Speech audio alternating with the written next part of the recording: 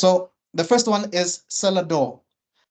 This is by Lionsgate, and the first trailer was released 2 months ago, in November the 10th, and on the YouTube channel, it had 497,000 views already. The film stars who's this lady? Jordana Brewster. This is Mia from the Fast and Furious franchise.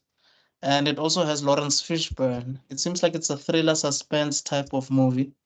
So it looks quite interesting. Looks a bit bloody as well. So it doesn't look bad at all. What do you think? Bloody is a bit strong. I wouldn't have said that per se. I think it's going to be a decent thriller, but definitely. I think it has some interesting escalations to it, definitely. The trailer, in my opinion, was a bit long. Like, I felt like, okay, you guys are over-explaining right now. I feel like this has to be half the movie at least. But I think, yeah. Right. Is that a red flag for you if the trailer is too long? Do you think that they're trying too hard to sell the movie? Well, yeah. It's not even that it's too long. So sometimes a trailer can have too many beats. Have too many movies where you're like, okay, so they come in, cool, they get off at the house, they enter the house, they start living normally, they start asking, they tell everyone about the cellar door, which piques their interest, and they start doing research. Research proves that there's something terribly wrong going on. There's making more to this than possible. As they try to pry at this, something clearly comes at them. They freak out even more. It accumulates.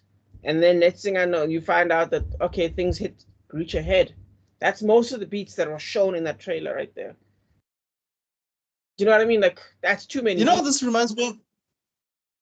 It reminds me of a movie that came out a few years ago with Michael Ealy, Megan Good, and Dennis Quaid. I don't know if you remember that movie where he was selling his house to this young couple. Mm-hmm. I think even Joseph Sikora was in that movie. So this whole thing of new couples getting a house, and there's some old man that has like a dark secret in the house, or there's something mysterious about the old man. I feel like it's being overused. Like, we've seen this before. Yeah. So I'm not even sure if this will spike a lot of people's interests or not. I mean, Jordana Brewster, is she really a draw? Look, I've seen some of her movies before. I've seen some of her work before. She was in a movie called Annapolis with James Franco and Tyrese. It's about the Navy. And James Franco and Tyrese actually start boxing at the end of the film. Great movie. I highly recommend anyone to watch that. She was also in Dallas, the series, when they were doing a revival of the show. I'm not sure if you're familiar with that. So, I mean, she has the look, she can act, but I just don't know if this is the right project for her. I don't usually see her as an action actress, I usually see her as like either a damsel in distress or a dramatic actor, but I don't really see her being the one that's doing the kicking and the punching and all of that. I mean, you do see her in the Fast and Furious a bit, but not sure. That's not what this movie is, though, at all. I mean, this is clearly going to be a suspense thing where, like, there's going to be like a long build up, a slow build up. It'll be mostly dramatic stuff. So I feel like she'll be safe there. But didn't you see the shot with her like holding a knife or something, and it seems like she's saving this guy, the boyfriend, from certain things? That'll be the last 5 minutes of the movie. 90% of the movie will be not that. Okay. So the question is, will she have enough prowess to buy our attention where it doesn't matter if she's a good actor anymore after that? Because you'll care too much, and that's storytelling number one. You know what I mean? Can she convince you in the early scenes to buy what's happening later on? And I don't think she's the front character in this. I think Scott Speedman might be the bigger deal. Of course, he's known for a mix of things. Underworld, of course, being one of them. But I know he's done more things. Grey's Anatomy is the one. That's where I know him from, yes. The Grey's Anatomy actor. So I feel like that'll be... I think he'll end up being the bigger draw, in my opinion. But also... more than Jordana Brewster? Yes. Absolutely. Like Grey's Anatomy is bigger Wow. than Okay. Dallas remake. You, you can argue Fast and Furious is bigger, but come on, who thought to themselves, Fast and Furious 5, Jordana Brewster? No one did. You know what I mean? She's in the first movie No, I mean let's. as a love Okay. interest. Personally, I like the character. I like her character a lot. I just don't see her as like an action star, a lead action actress. I just don't see that happen. That's But fine. This is an okay, action movie, but yeah, I don't. I just right. so technically, what you're saying, this should be the best opportunity for her. But it's already got 50% on IMDb. It's already got 24% on Rotten Tomatoes. Honestly, I think this is not going to be good. I think it's going to be boring. These act. Yeah, because the ratings are not that good already.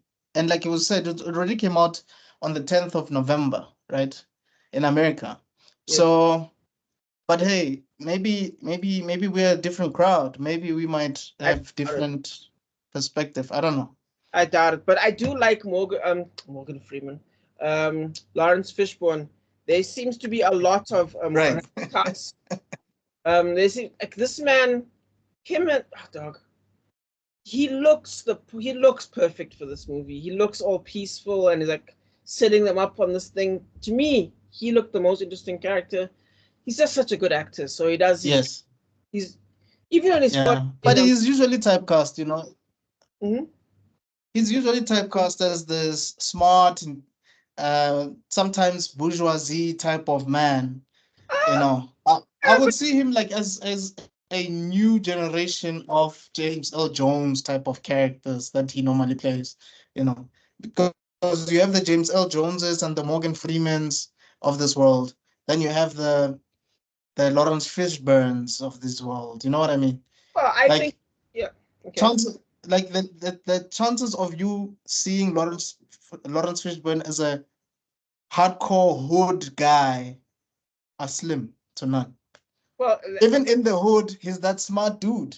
Like, like, you know what I mean? Like, even in the hood, like, boys in the hood, he was that smart guy who had stress balls and was giving people advice about gentrification and telling them about remember, politics and stuff. It's the type of character that he is. Or he's a professor or something. You know, a killer in the bee. He's the smart guy. I think You you know? get where he started. He started as a hood nigga. He started as a gangster. His early stuff was like undercover cop type stuff. His stuff was like I think the movie that broke him out was actually called Hoodlum, if I remember correctly. Um, but he's mixed things up quite Well, nicely. Hoodlum was like a 90s, 20s type of movie, wasn't it? Like those kind of like olden days. It's like I the mean, Lawrence Fishburne has been acting since he was a child. He's a child actor. He was a child actor. There's a movie where he witnessed a murder as a kid. I don't know if you're familiar with that movie, but he's been acting since he was a kid. So yeah, I get what you mean. Yeah, that's fair. That's fair. yeah. The big one being, of course, gosh, no. Okay. Sorry, I feel like I cut you off. Were you saying something? I was saying the big one being Apocalypse Now. But yeah, yeah, I feel like, and of course, the one way that really took my breath away was how fun he was having with Predators. That was a fantastic one for him. He can mix it up, and let's not forget about Blackish. Um, he really can mix it Yeah, up. no, he killed that role in Blackish, man. Yeah, I Yeah, think yeah, yeah, for he sure. did a great For sure. job. He can be extremely funny, bro, if he Yes, wants to. Yeah. No, and 100%. 100%. yeah, and he's filling this up kind of perfectly, in my opinion. I think his mystery, his intrigue, he's just such a good actor. But yeah, anyway, yeah, he's definitely going to be the best part. No, for sure. All right. So, guys, that is Cellar. As we've mentioned before, it is a Lionsgate film. It had 497,000 views in 2 months on YouTube, and it was released on November the 10th, but we're going to be getting it next month in South Africa. So do check it out at your nearest theaters and give us your thoughts on the overall film. All right, cool.